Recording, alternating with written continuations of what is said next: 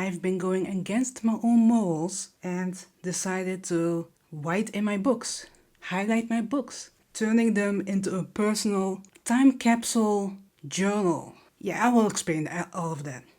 First of all, I got this little niche Lord of the Rings and Hobbit story, a more recent book, Katabasis, if that's the correct way to pronounce it. But with this, I decided to buy it physically because we have The Hobbit at home. We have the Lord of the Rings at home. My husband has a copy, and I decided to get a cheap one.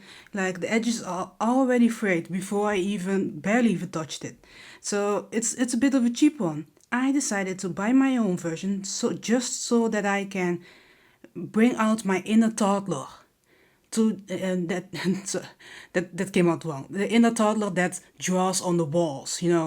People talk about inner child. And yeah, let's go further than that. Let's go to our pure instincts of just writing in books. Some people might not like that, and other people are like, yeah, sure, let's go. And before I start, let's talk a bit of my villain origin story of how I got here to begin with.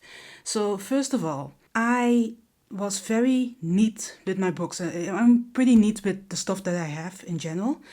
And my house is a bit moist, and my books have been damaged because of particular moisty wound. Yeah, they all got wounded. I have collected them for years, kept them neat because it's, something I buy it to invest in the future. So not invest, but more future me to enjoy. And yeah, I was pretty bummed out because it's somehow, a lot of them are still usable, but they are not at the same condition they were when I bought them.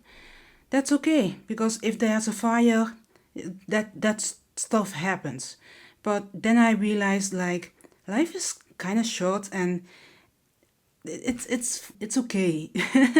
It's okay to just let go a little. Yeah, so that's my origin story. So I have a few examples.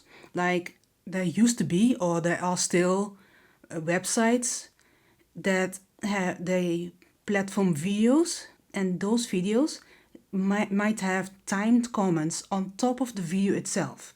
So it's not like YouTube videos where you can read the comments as you go on, and some people might timestamp it, but you can just add in, type in, and you can see it on the video itself. And for example, Viki.com. Viki.com is a video platform for Asian TV shows, and you can turn it on and off. But I decided to turn it off just to see, and it's fascinating. Besides the funny comments or people being excited about stuff or silly little things, it can also be educational, because some people might add context in just the showing and not the telling, and not everyone can get the context clue, so people can add more context to that. And other people might reply and say, oh, I didn't understand what's going on, thank you for that, for explaining it.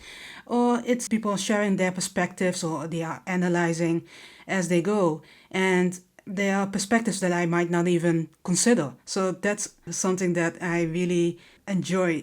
In a way, it's the same thing with the way I personally annotate. And again, I'll come to that. I will show you a little example. But there is also another example in the past, way back when paper was extremely expensive, and only smart people who in universities or whatever, they have a lot of space, white space on their pages, and it's a perfect place to add notes, add context, or explain extra context, but explain it more clear for future generations who might have trouble with older text. They might also argue with the author. So in a way, it's like a community sourced second edition book without printing a new edition. Annotating is but annotating nowadays is more for non-fiction books. Lately, there is a trend of people who are annotating fiction books and they have their own style. And I will want to show you mine because it might be a little different, because something that I noticed with annotating fiction books and people who are explaining it. So people might use stuff like this. I use it actually for non-fiction. So this is here for bait. You thought I would use it, but no, I'm not using this for my fiction books. But they use this and they put everything in categories in different colors, and some people might not do it and just do it on vibes. But yeah, so let's just hop into it. Finally, which one should we do first? Let's. I don't want to spoil it, but I will just open the first page because it's new and a few months ago, so I don't want to. Let's see. So this is chapter 1. Can you see? You can zoom it in. Let me just. Can I zoom it in? Let me see. Yes. So I have been, it's filled in, So what I use, by the way, is a highlighter that I've learned from the people who highlight Bibles. And, I get really inspired by different groups of people. And these highlighters, these are promoted as Bible highlighters on Amazon. But there are brands and such, and these are more of a, they call it gel highlighters, but it's more of a, I don't know how to call the brand or the type of stuff, but it comes on top of it, the top of the text, and it won't bleed, but you can't erase it, so be committed. Let's get to the point. So what am I highlighting? What am I writing? So I do it based on vibes. And that's too vague. I want to explain based on this page alone. So the first part is a quote by Plato. And not gonna lie, I am not the smartest person in this yet, but I think it's interesting. It made me take a step back and think a bit and consider it. And it's like, oh, this is interesting. Maybe I should remember it for the next, for in the future or something. Everything that makes me hold back, like, what's this? What's that? Oh, interesting. I just highlight. Next up is so this is basically, it has magic, but it's magic that you need to be more scientific about it and more educated. So you need to draw it perfectly and at the beginning already. So this is in Cambridge, and students have been using a Cartesian severance spell to revise without p breaks. And that's already fascinating because it's magic realism. It showcases that this is not the world that we have. It has specific types of spells that you can use on the daily. It has specific names. There's a lot of things that is said based on this alone, and I've written immediate cool magic. I'm already intrigued. So I highlighted the main character's name, and she set her goal, and I said great goal. Another character that is her goal, that name I have highlighted as well. And at the end of the page, I expressed my opinion of the page. And but I won't go into detail with The Hobbit, with the texts necessarily, but let me just zoom a bit out. Yeah, I'm in for a ride. I'm expecting. So I did a little cloud. I added text. So what I also do is print out stuff I find on the internet, Pinterest. And I stick them here. I use tape, and I just, I can just read if I want to. I like to add relevant memes, context, even stickers if I want to. It feels like a journal. It feels like a journal this way. So this is also here's where Gandalf shows up. And there's someone called Lomonte. I think it's adorable because it's more of a context of when he first met the Hobbit for the first time. But I'm ended it in a context of him meeting Bilbo Baggins for the first time. So basically, it's easy to put it aside and just see the text. So it's not that it's in the way when I reread it. It's just that when I see this, it's like, oh yeah, that's what this is about. Oh, this is cool. I keep it simple. As you can see, it's just one color pen and one color highlighter. I keep it simple. And the reason is I don't want to put in categories or think too much of that detail, but more on going on my instincts. And having two items alone is which should be fine. Printing this out comes afterwards. I don't need to do this immediately. I also use the below, as you can tell. I write below. There's more space for me and easy to write on. Often I either give my opinion about what's happening in the story, or I will talk about the page itself. As you can guess, this is the slowest way of reading ever. I think people say like some movies are like that every frame is a painting. So I treat every part as a painting. Every page is a painting. I am someone who reads who can read a book every 2 days. That's all fine as well. But I really wanted to intentionally read slow, just to have a deeper experience with the story and deeper reactions. It's also a time capsule, because if I were to reread this, I can see what my headspace was at the time.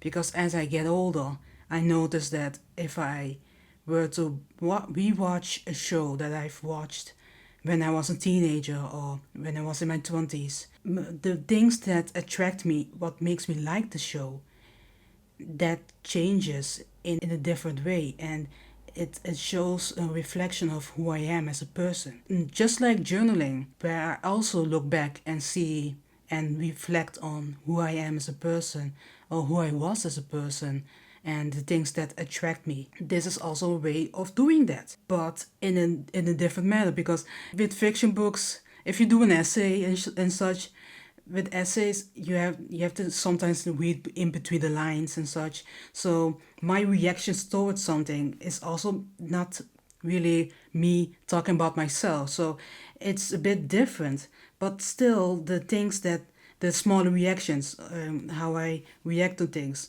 like Gandalf calling Bilbo out, I tend to find it funny. Maybe in the future I find something else funny, or something that I've not even seen yet. What you can do if you were to reread a book later, what I wanted to do is use a different color when I reread the book and also want to annotate it. And I also leave this side mostly alone, so then I have more space for the future. It's also easier to write on this side anyways, but either way I can add more context. I can also add post-its if I want to, but if you see the pictures already, this can be a bit chunky and it might not fit. Basically, you can, if you are a library book reader, or you don't want to mess up with your book, but you do want to have this experience, because it's you should try it. If you have a favorite book, buy a cheap version or something, or get it secondhand and just go at it. And because there are some people, for example, I've seen a video or something, of TikTok or something years ago, where a friend, these are friends who both read books, both like to annotate, and one friend gifted her one of her favorite books with her annotations, and she loved it. And other people might think like, oh, that's a waste, now it's trash. But to that girl, that friend of hers has not only bought the present, they have spent a lot of time to express every thought they had about the book. And you can see the reactions of your friend while you're reading the book. Like, that's a good perspective, oh, that's fun. And then you can bond with each other about that. That's such a fun way of having a connection. So it's not only for yourself, but also, you can bond over with the people. So if you are unable to do all of that, use post-its.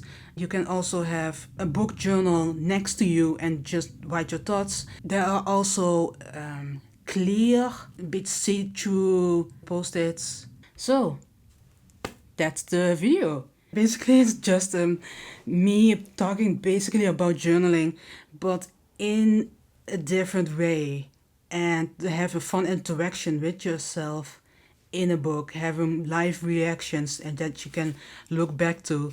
And it sounds silly, but it's a great way to, if you're like me and who is living on the internet and just want to have a break and just go offline and want to spend a lot of time on something, and but some things might be too much, or you don't feel like doing it, or you already are a reader. It seems fun to try this and just have a lot of time sinking in, because I'm at page 8 or something, and normally I would be at chapter 8 basically, for the same time, and it's so much fun. It's so much fun to spend time on this. So that's basically the video. Here is my time capsule journal, slow reading on purpose, vibe based annotating. Thank you for watching. Bye bye.